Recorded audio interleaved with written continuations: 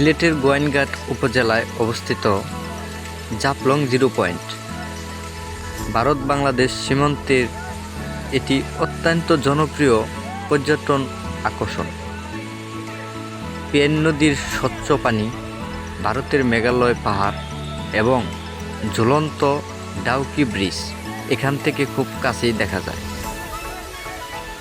এটি মূলত পাথর উত্তোলনের জন্য বিখ্যাত এবং এখানে নদী পারাপারের জন্য নৌকাও পাওয়া যায়। চাকরি করার সুবাদে একবার যাওয়ার সময় হয়েছিল। ইনশাআল্লাহ খুব সুন্দর জায়গা, আলহামদুলিল্লাহ দেখতে পাচ্ছি। 2017 সালের সেই পুরনো অ্যালবাম থেকে নেওয়া ভিডিও ক্লিপস আর পিকচার।